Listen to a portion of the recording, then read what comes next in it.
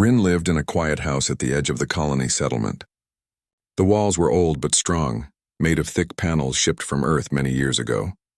The house stood near the outer fence, where the colony's protective lights flickered against the endless night of the alien sky. Most families lived closer to the central dome, where the markets and stations were busy, but Rin preferred silence. He worked in the engineering district by day and came home each evening to the same empty rooms. To his neighbors, he was a quiet man who never spoke more than he needed. Some thought he liked being alone. Others whispered that he had lost someone long ago. Rin never corrected them. He lived his days with steady rhythm. Wake early, eat a simple meal, walk to the workshops, fix what was broken, then return. His life seemed plain, but within the walls of his house another story was unfolding. Unseen by Rin, someone else lived there.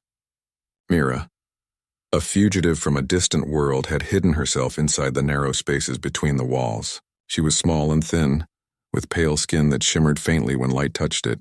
Her large dark eyes could see in the dimmest corners, and her quick hands could pull her through cracks no human could squeeze through. She had been living in the house long before Rin had moved in, and when he arrived, she stayed hidden, certain he would drive her away if he ever found her. Mira's people were wanderers by force, not choice. Their homeworld had fallen to hunters who saw them as weak. Those who survived scattered across the galaxy, hiding wherever they could. Mira had escaped with nothing but the clothes she wore and the instinct to survive. When she found the human colony, she dared not step inside the crowded markets or walk under the watch of guards. Instead, she crept into abandoned storage bays and half-finished buildings. That was how she discovered Rin's house back when it stood empty for a season. She slipped into the walls and decided never to leave. From her hidden place, Mira watched Rin's life. At first, she feared him. Humans were larger than her people and louder. Their steps made the floors tremble. Their voices carried through the walls. She expected him to be cruel or careless, but she soon noticed something different. Rin never shouted. He never struck the walls or cursed at the silence. He moved slowly and carefully, as if he respected the space around him. That was why she stayed even when he began to live there. Each day when Rin went to work, Mira would crawl out into the kitchen to take what she needed. She never took much, only scraps or food that seemed forgotten. A piece of bread, half a fruit, or a bit of dried meat left on the counter. She drank from the water pipes that ran behind the walls. She kept her movements light, erasing every sign of her presence. If she left a crumb or moved a chair, she would push it back exactly the way she had found it. Years passed like this and Rin never saw her. But though she hid well, she was not without mistakes. Once she dropped a spoon and it clattered across the floor. She froze, heart racing, as Rin turned his head. He looked around the kitchen, puzzled, before shrugging and setting the spoon back on the counter. Another time she brushed too close to the vent and a strand of her silver hair slipped through. Rin paused as he walked by, frowning at the strange thread, but then he blew it away, thinking it dust. Mira's greatest challenge was the loneliness. She had no one to speak to, no one to share her fears with. She listened to Rin as he hummed to himself while repairing machines or muttered while reading reports. His voice was the only sound of another living being she could hear without fear. At night, when the colony lights dimmed and the outside sky burned with cold stars, she sometimes whispered to herself, pretending he was listening. She would say things like, "I am still here," or "I will not be found." These whispers gave her strength. Rin himself began to notice small mysteries. He came home one evening to find a half-eaten apple in the waste bin, though he was sure he had finished it the night before. Another time he found water dripping from the sink, though he had not used it all day. He dismissed these things as errors of his own memory. He was a tired man after all. Perhaps he had forgotten. Still, a seed of doubt grew in his mind. One night, a storm rolled across the colony sky. The protective dome flickered as lightning struck the horizon. Rin sat near the window, watching the storm, when he thought he heard something in the walls. A soft sound, almost like breathing. He pressed his ear against the panel, holding his breath, but the noise vanished. He laughed quietly at himself and went to bed. But Mira, hidden just on the other side, stayed frozen in place, terrified he had heard her. The next day, Rin told himself he must check the house for pests. Perhaps small animals from outside had found their way in. He tapped along the panels, listening for hollow spaces, but he found nothing. Mira moved quickly whenever he was near, crawling silently through the narrow beams, always one step ahead of his search. She had become skilled at knowing his habits, and she used that knowledge to remain unseen. Though she feared discovery, Mira also felt something she could not explain. The more she watched Rin, the more she saw his quiet sadness. He came home to empty rooms and spoke to no one. He ate his meals alone, his eyes often distant. Sometimes he held a small metal locket and stared at it for long moments before setting it back on the shelf. Mira did not know who or what he was remembering, but she felt a strange connection to his silence. In his loneliness, she saw her own. One evening, Rin returned from work with grease on his hands and tired eyes. He sat at the table and sighed. Mira watched from a crack in the wall. She could see the lines on his face, the weariness in his shoulders. He muttered to himself, another day finished, another repair completed. His voice carried through the walls, warm and steady. Mira closed her eyes, imagining for a moment that he spoke to her. Time flowed on, and the rhythm of their hidden life continued. Rin lived as though alone. Mira survived in the shadows. Yet with each day, the fragile line between their worlds grew thinner. He noticed more signs. A missing piece of bread, a faint shift in a chair's position, a whisper he thought he dreamed while half asleep. He began to wonder if he truly was alone in his home. And Mira, though she told herself to stay hidden, began to wish he would one day see her. Rin's house had always been quiet, but lately he felt it was too quiet. He had lived alone for years and had grown used to silence, yet small things now unsettled him. He would return home after work and notice that something was not exactly as he remembered. At first, he thought his mind was playing tricks. After long hours at the engineering district, it was easy to believe his tired eyes were mistaken. But as the days went on, the signs became harder to ignore. One morning, Rin opened the cupboard to prepare his breakfast. He had left a small loaf of bread inside the night before. He was certain of it, yet now half the loaf was missing. He frowned and searched the counter, wondering if he had eaten more than he remembered. His life was simple, his meals plain. He rarely forgot what he ate. Still, he shrugged it off and told himself he must have miscounted. Later that week, he found a chair slightly out of place. He kept his home neat with every object in its place. When he returned from work, he noticed the chair at the table was not pushed in all the way. It stood a little farther out, as though someone had been sitting there. He stared at it for a long moment, trying to recall if he had left it that way. At last, he pushed it back and told himself not to imagine things. But at night, when the colony's outer lights dimmed and the winds of the alien world howled outside the dome, he sometimes heard faint sounds. A creak in the wall, a soft thump above the ceiling. Once he thought he heard breathing. He sat up in bed, his heart racing, and listened hard. The noise faded. Silence returned. He lay back down, uneasy, but sleep came slowly. Unseen by him, Mira moved carefully through the narrow spaces behind the walls. She had lived in the house long before he came, but his presence made her survival more dangerous. Each step, each breath, each action had to be taken with the patience of a hunter. She knew his routine as well as her own. She knew when he rose, when he left, when he returned, and when he slept. She had memorized the rhythm of his life because her own safety depended on it. Yet despite her skill, mistakes happened. She was only one person, and the walls were not endless. She had to eat, and that meant taking food. She tried to be careful, choosing only small pieces, leaving enough that he would not notice, but sometimes hunger won over caution. When he frowned at the missing bread, she watched him from a crack in the wall, her chest tight with fear. If he discovered her, what would he do? Humans were powerful, and though she had never seen Rin act in anger, she knew nothing of his true nature. Still, Mira could not help her curiosity. She had spent years watching him. At first, she saw him as nothing more than an obstacle, a danger to avoid. But slowly she began to notice details that made her wonder. He worked with machines, repairing engines and systems at the colony. His hands were steady, marked with the stains of oil and metal. He returned home each night with tired eyes, yet he never complained aloud. He cooked simple meals, sometimes reading from a worn book while he ate. He kept his home clean, though not perfectly so.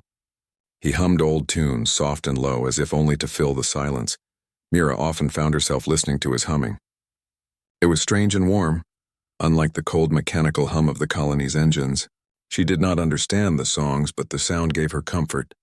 It reminded her of nights long ago, when her people had gathered around fires and told stories. Those nights were gone, but in Rin's voice she felt a small echo of them. Her heart longed to step out of hiding, to sit across the table and speak to him. But fear held her back. She remembered the hunters who had chased her kind across the stars. They had looked upon her people as weak and unworthy. Would Rin see her the same way? Would he throw her out or worse, call the colony guards? She could not take that risk.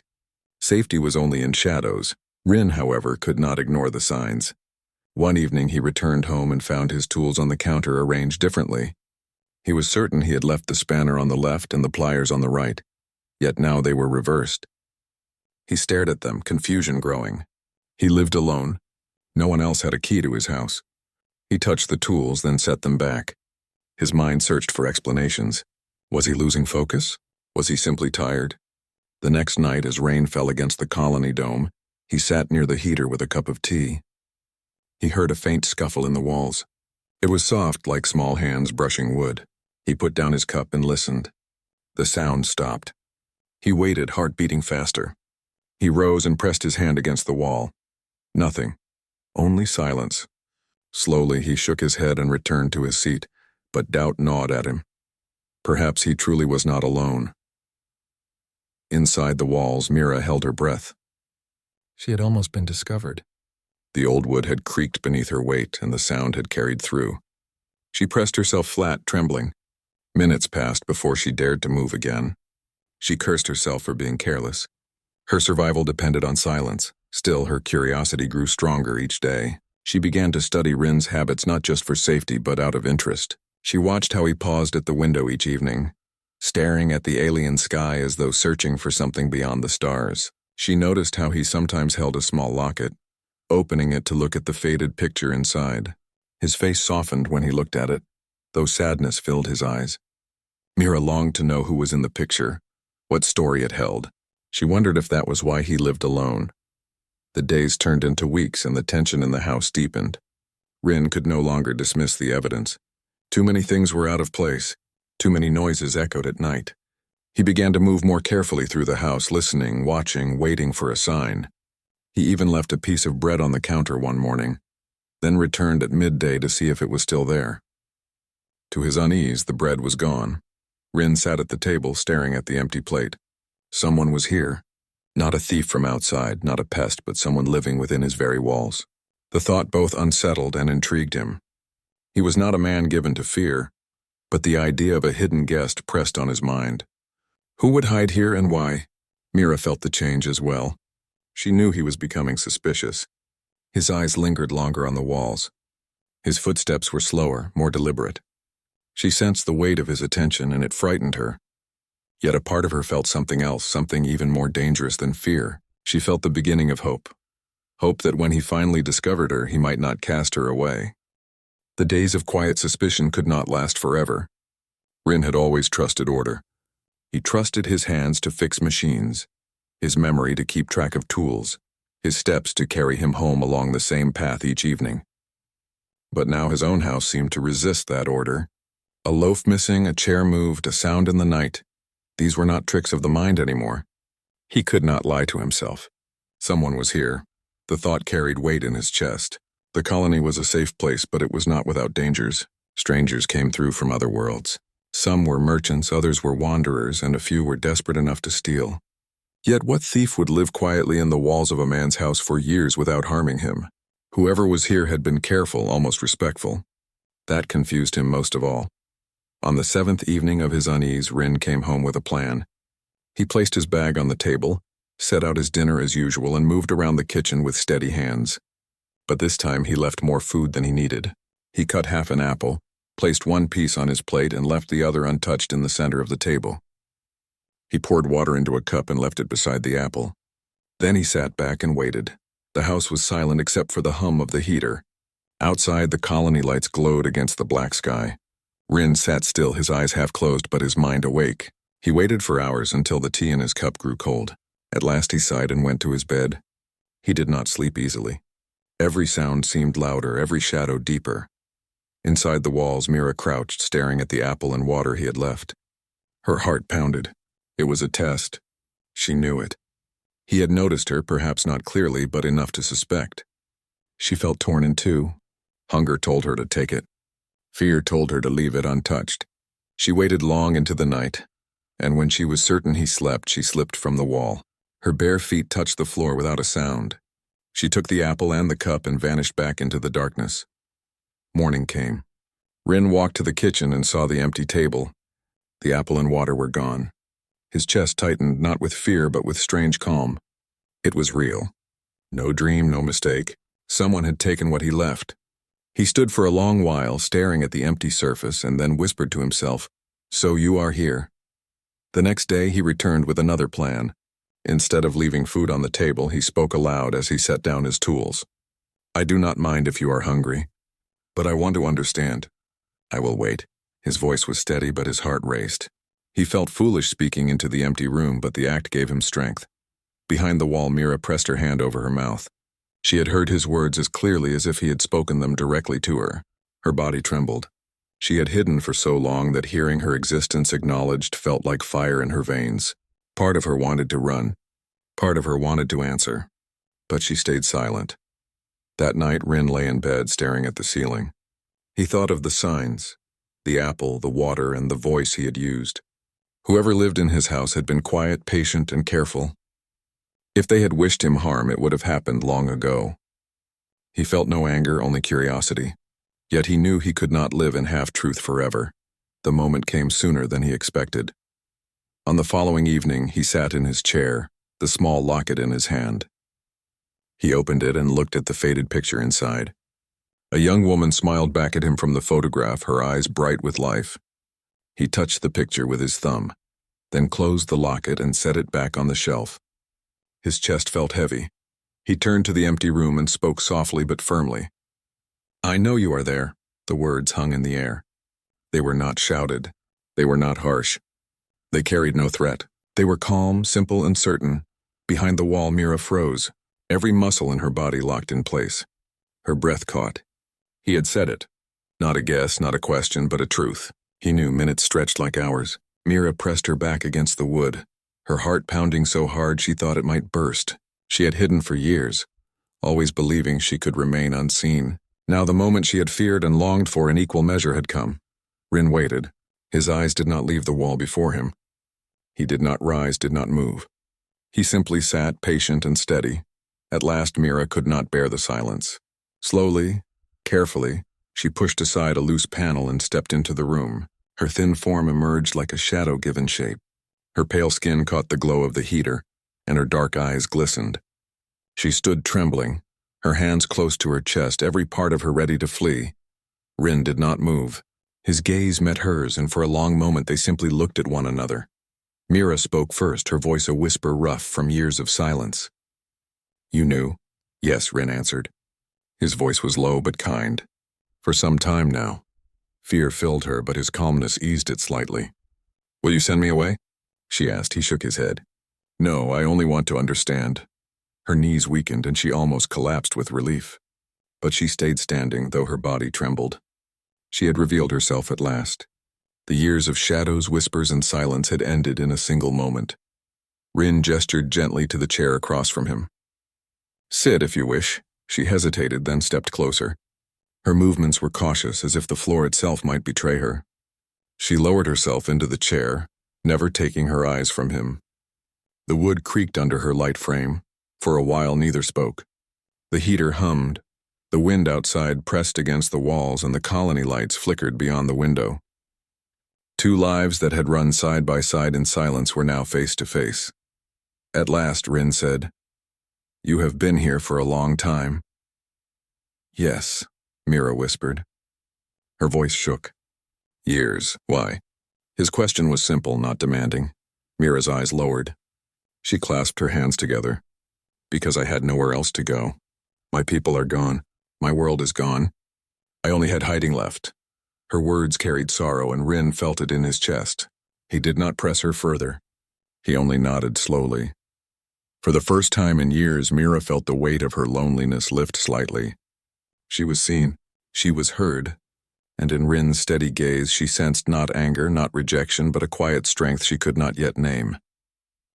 The night of discovery did not end with fear or anger. Instead, it ended in silence, the kind of silence that was not empty, but filled with unspoken questions.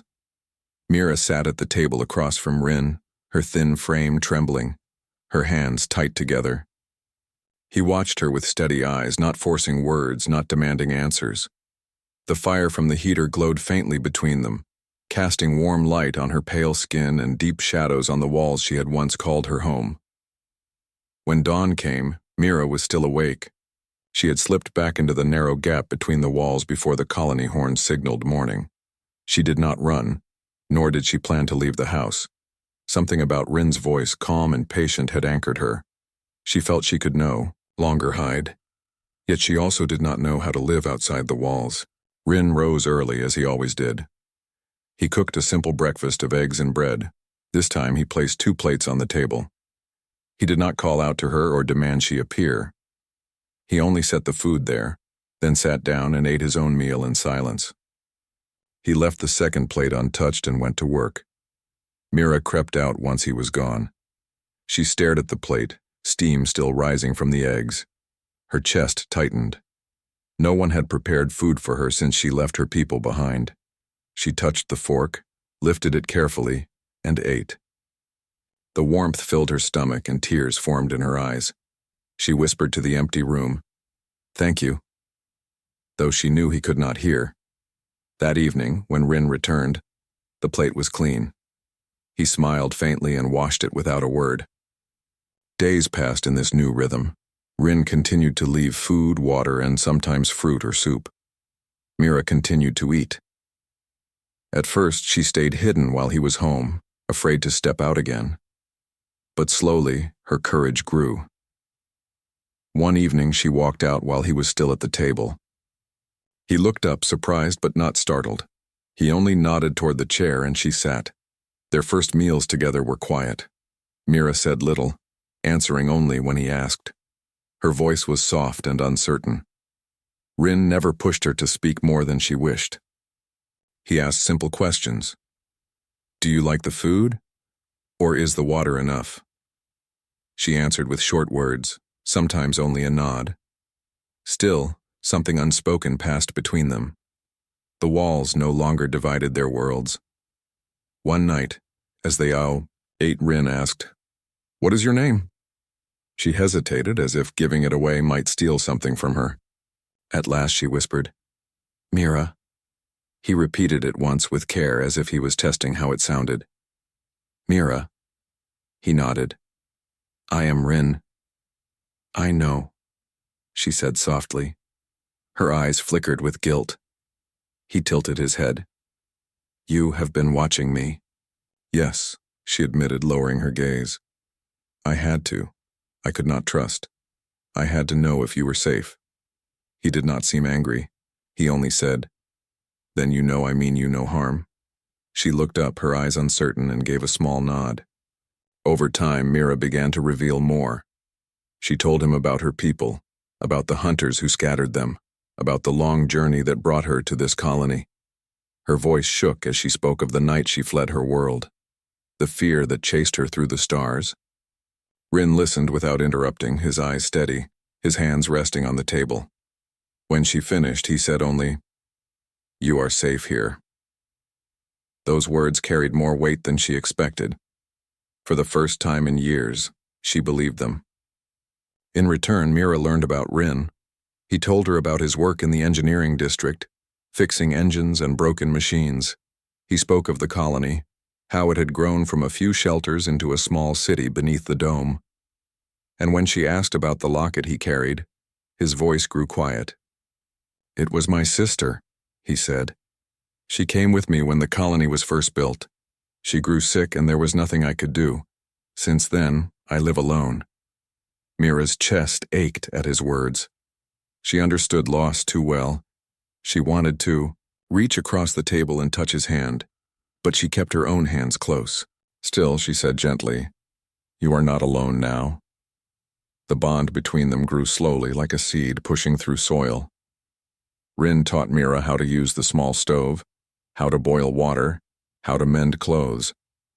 She had lived in the shadows for so long that these simple tasks felt new, almost magical. She laughed once when she burned her finger on the stove, a small sound that surprised them both. Rin looked at her with a faint smile, as if the sound was something rare and precious. In return, Mira shared what she knew of her people's ways. She showed him how they could sense vibrations through the ground, how their ears caught whispers no human could hear. She explained how they told stories through rhythm and movement rather than words. Sometimes she tapped her fingers against the table in patterns, creating a soft music that filled the room. Rin listened with wonder. The house, once filled with silence, now carried voices, footsteps, and shared meals. The walls that had once hidden Mira no longer felt like her cage. She slept curled on a blanket by the heater rather than in the narrow gaps. Each morning she helped prepare food, her thin hands growing stronger with practice. Yet beneath the warmth a shadow lingered. Mira still feared the world beyond the house. Whenever Rin suggested she might walk with him to the edge of the colony, her body tensed. "Not yet," she whispered. "They will see me. They will know." Rin did not push her. He only said, "When you are ready." One evening, as they sat at the table, the colony alarm sounded in the distance. A low siren echoed through the streets. Rin stood at once, his face tense. Mira's eyes widened in fear. "What is it?" she asked. "Patrol ships," he said. "They sometimes pass this way." Mira's hands shook. "Patrol ships of who?" "I do not know yet," Rin answered. He moved to the window and looked out. Red lights flashed along the edge of the colony dome. He returned to the table and saw the terror in Mira's face. She whispered, "If they are the hunters, they will find me." Rin placed a hand on the table, close to hers but not touching. His voice was steady. "They will not take you from this house, not while I stand." Her breath caught, and tears filled her eyes. She wanted to believe him, but fear pulled at her heart. Yet in his calm gaze, she saw something she had never seen before. Certainty. That night she lay awake by the heater while Rin sat by the window watching the sky. For the first time since she had fled her world, Mira did not feel like prey. She felt, in the quiet strength of one human, a shield she had never known. The sirens that echoed through the colony did not fade quickly. Red light pulsed against the night sky, reflecting through the dome that sheltered the settlement. Families hurried to their homes, doors shut tight, voices hushed. Rin stood at his window, his jaw set, his eyes searching the distant horizon. Mira sat by the heater, her hands trembling as if the sound alone could drag her back into the darkest memories of her life. The hunters had returned. Rin had never seen them before, but he had heard enough from traders and engineers who spoke of ships with black hulls and sharp wings that cut across the stars like knives. They were not raiders who came for supplies, nor merchants who demanded trade. They came with one purpose: to seek out Mira's kind wherever they had fled, to erase them until none remained. That night, Mira could not sleep. She moved from corner to corner, her breath shallow, her dark eyes wide with fear. Rin watched her quietly. When she finally sat at the table, whispering, "I should leave. If I stay, they will find me here," he shook his head. "You will not go," he said firmly.